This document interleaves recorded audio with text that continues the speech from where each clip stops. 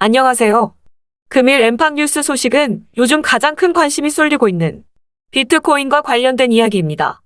일론 머스크는 과연 천재적 사기꾼이었나?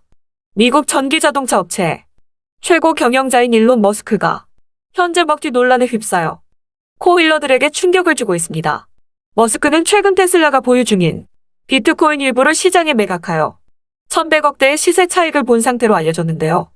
비트코인이 최근 핫한 불장이 되었던 이유는 바로 일론 머스크의 주둥이에서 시작되었다고 볼 수 있습니다.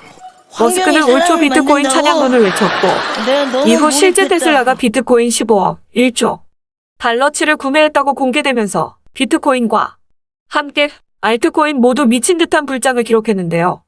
머스크의 비트코인 매각 이후 1000억대 시세 차익에 대해 많은 전문가들은 머스크가 비트코인을 저가일 때 매수한 뒤 가격을 올린 후 다시 재팔아서 현재 많은 재산을 챙겼다면서 머스크를 사기꾼에 비유하고 있는 중입니다. 비트코인은 최근 불과 15일 전까지 1코인당 정말 이러다 1억 가는 거 아니야? 라는 기대감이 있었지만 이후 엄청난 폭락과 함께 횡보 이후 현재 다시 상승세로 돌아선 느낌인데요. 국내에서도 테슬라 머스크 같은 사업가가 나오게 되는 모습을 볼 수 있을까요? 김정주 회장의 넥슨 일본 법인이 1130억 원 상당의 비트코인을 매수하면서 큰 화제가 되고 있습니다. 넥슨 일본 법인의 주체가 비트코인 매수를 강행하였지만 따져보면 넥슨 창업자 김정주 회장이 직접 내린 판단으로 비트코인 투자자 입장에서는 큰 호재 아니냐는 반응이 나오고 있는데요. 2022년 대선을 불과 1년 앞둔 상황에서 국내 코인 시장도 연일 가상화폐 이야기가 계속 쏟아지고 있는 중인데요. 최근 일어난 2017년 박상기난으로 기억돼 은성수 금융위원장의 발언이 큰 충격이었는데 은성수 금융위원장은 지난 26일 대한민국에서 암호화폐는 인정할 수 없다 면서 화폐의 가치가 전혀 없다. 그러나 가상자산에 대한 세금은 거둘 필요가 있다고 발표하였는데요. 이후 20대, 30대, 40대들의 거센 반발과 함께 은성수 금융위원장 자진 사퇴를 촉구합니다. 라는 청와대 국민청원의 수십만 명의 동의를 얻는데 불과 일주일 걸렸습니다. 정치권에서도 은성수 위원장의 성급한 발언에 질타를 쏟아내면서 거리두기에 나서는 모습을 보이고 있습니다. 20, 30대의 코인 민심에 뿔난 정치권에 불을 지피는 상황에서 홍준표 무소속 의원의 페이스북 글이 화제가 되고 있습니다.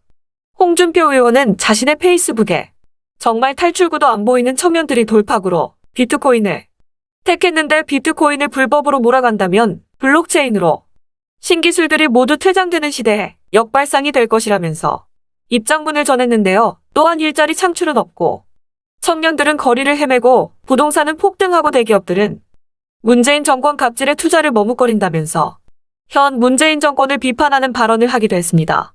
현재 국내에서는 벼락거지라는 말이 유행처럼 번지고 있습니다. 벼락거지의 뜻을 살펴보면 자신의 소득에 별다른 변화가 없음에도 부동산과 주식 코인 등의 자산 가격이 급격히 올라 상대적으로 빈곤해진 사람을 가리킨다. 라는 뜻인데요. 비트코인은 지난 2009년 사토시 나카모토라는 익명의 창시자에 의해 세상에 첫 공개가 되었습니다. 비트코인 등장 이후 많은 사람들은 그냥 지나가는 사기 사건과 헛소리 등으로 비유를 하면서 시간은 계속 흐르게 되었는데요. 몇 차례 큰 폭락이 있었지만 가격의 큰 변동성이 비트코인의 장점이자 단점으로 점쳐지고 있습니다. 지난 며칠 동안 악몽 같던 하락장 이후 엄청난 투자금을 잃으신 분들이 많을 거라 생각되는데요. 불과 지난해 11월 대비 올 3월까지 수십 배의 가치가 늘어난 코인들이 대부분입니다. 크고 작은 조정과 횡보는 필연적이라 예측할 수 있겠는데요. 그럼 누군가는 이렇게 물어볼 수도 있겠군요. 존버만이 답인가요? 존버의 뜻은 많이 버티는 정신입니다. 결국 버티는 자만이 승리한다. 이 말이 틀릴 수도 있고 정답일 수도 있을 것 같습니다. 코인 시장이 오른다고 사고 하락한다고 팔고 하게 되면 결국 내 소중한 자산은 남에게 그냥 공짜로 쥐어주는 것과 같은 행동이란 생각입니다.